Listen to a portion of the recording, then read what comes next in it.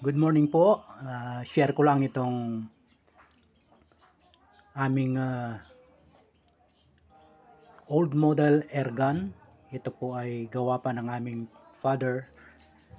At consider ito na parang vintage. At share ko lang po kung paano ito gumagana. So ito po ay made of brass, almost 90% made of brass. Ayan. Ito po ay pot pump at yung kanyang sight ay made of brass also, 22 caliber.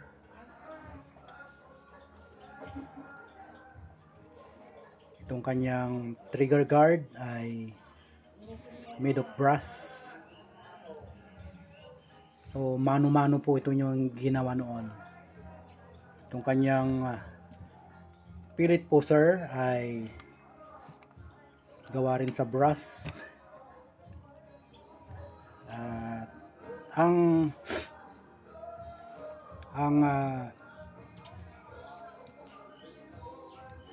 Paano ito gamitin is dati ito ay may kapsula.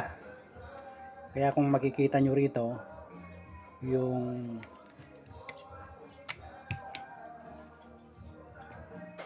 lugar na ito ay dito inihuhulog yung kapsula. Kaya lang upang yung kapsula ay balahan mo ng perdigones, yung maliliit na bulitas. At hindi ito ganito yung barrel niya noon na .22 na mayroong groove. Ang barrel nito noon ay yung walang groove na malaki yung butas. Siguro yung butas niya noon ay mga 10 mm yung butas niya. Kaya lang kinonvert na single single shot na ang bala ay pellet. Yung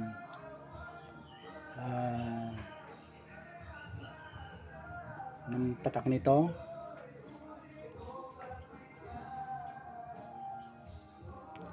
so ang pinakakaking nito is dito. Hilahin mo rito sa side, tapos pagkarga ng bala ay hilahin mo ito, pinaka-pellet poser niya, then lalabas yung butas dito. Dito mo yuhulog yung bala.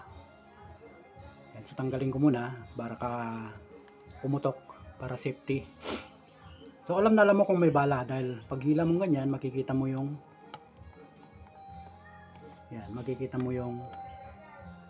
pellet. Yan. Ngayon kung pagkatapos mong ilagay yung pellet, balik mo ganyan, then hilahin mo ito para mag-cock. Parang garan style. Then pwede mo nang iputok nun. Yan. So ipapump ko po na dahil medyo mahina na yung hangin. Pump ko po ng mga 40. Po yung pump niya. Yan, may lock po yan para hindi gumagalaw o umuurong yung kanyang pinaka pump. Tatanggalin mo rito. Yan.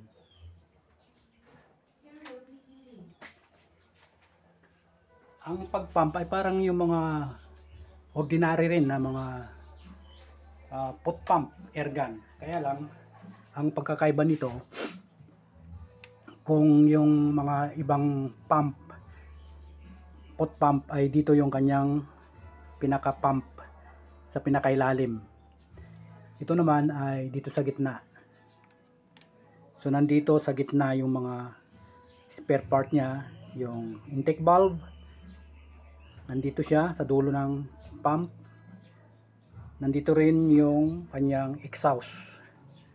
So upang mailabas mo yon, tatanggalin mo ito, screw. Then meron siyang spring dyan, spring hammer, yung hammer.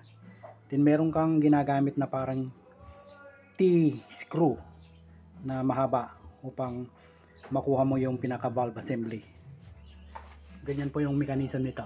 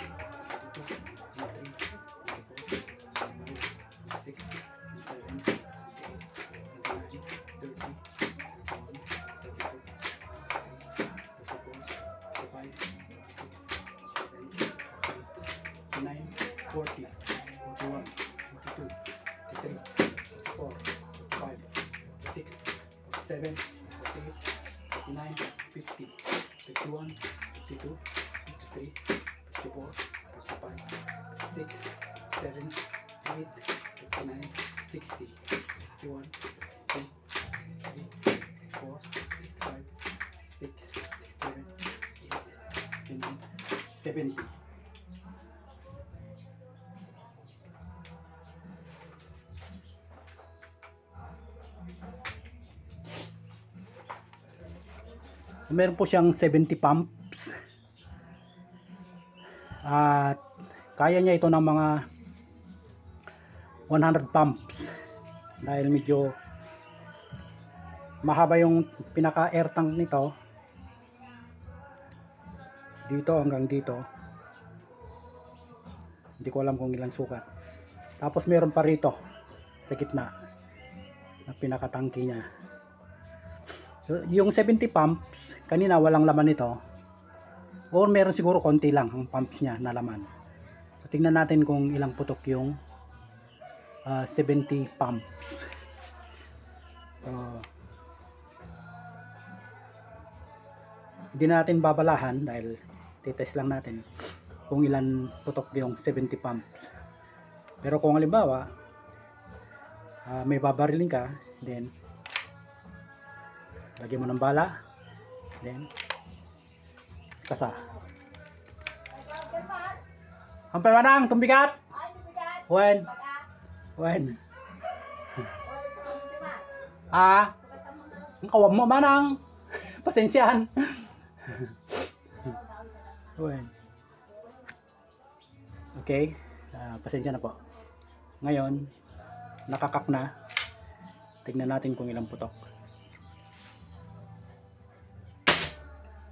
1, 2,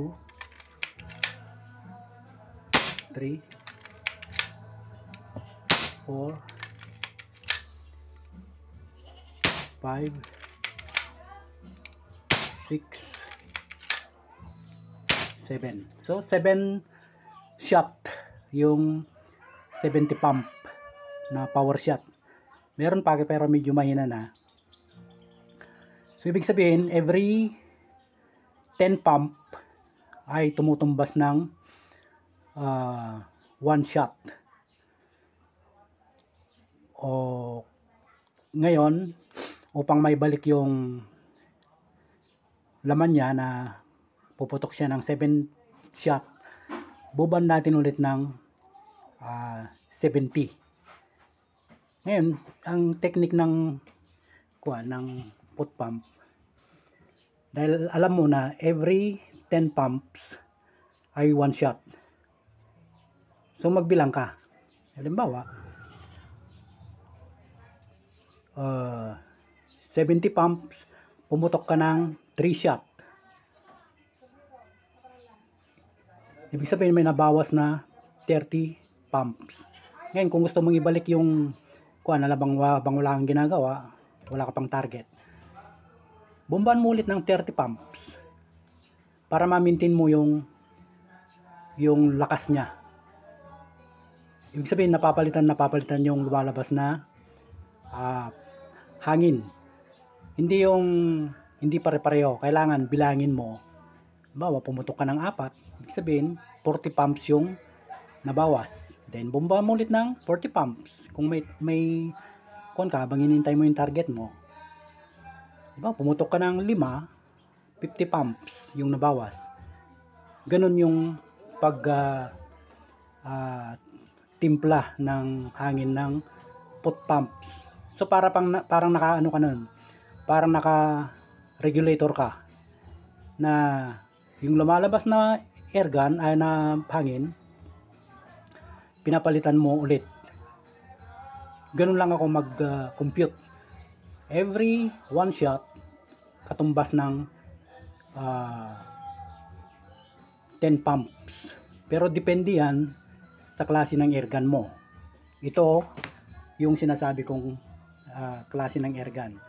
Yung mga ibang brand na put pump ay hindi ko po alam yon. Pero mostly, yung mga ganun air gun din ay yung iba kinakarga nila ng 80 pumps, yung iba 70 pumps, 40 pumps. Depende sa kanila kung ilan ang gusto nilang ikarga.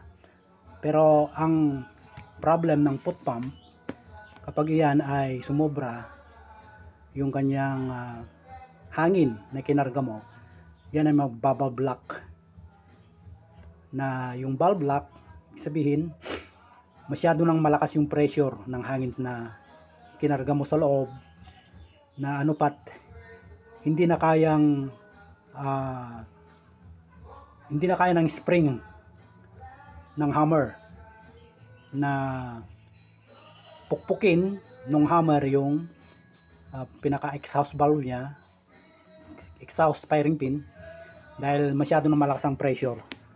Doon hindi nag-o-open yung exhaust valve, hindi na kayang i-open, hindi na kayang pukpukin ng hammer. Doon nagkakaroon ng valve lock. Kaya importante rin kabisuduhin mo yung air gun mo, kung hanggang kailan o hanggang saan yung kaya niyang kargahin na hangin.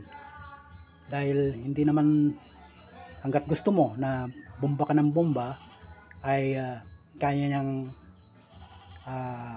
kargahin. Kaya niyang kargahin, pero minsan nagbavalve lock. So ito po yung aking air gun, aming air gun. Actually namana ito ng aking kapatid na bunso na lalaki, at hiniram ko lang upang i-share sa inyo at makita nyo na meron pang mga ganitong uri ng air gun na madalang na lang ito. Bibihira na lang na makakita ka ng ganitong air gun. Karamihan ngayon yung mga gandang modelo na mga PCP, pero ito ay suitable sa mga lugar na liblib katulad ng lugar namin, na kung PCP yung air gun mo, wala kang PCP pump, medyo mahirap, o kaya yung CO2 na wala kang pagpakargahan dito. So ganitong style ng air gun ang nauso dito noon, dahil malayo ang pagpakargahan ng kung mayroon kang CO2 o PCP. So ganito po ang uso noon. Pero ngayon, dahil yung mga tao ngayon medyo hindi na nila kahiligan ng air gun, so bihira na lang yung mga ganito ngayon. Salamat po sa inyong panonood, at sana po ay nakapulot kayo ng idea kung paano ito nag-ooperate. Thank you po.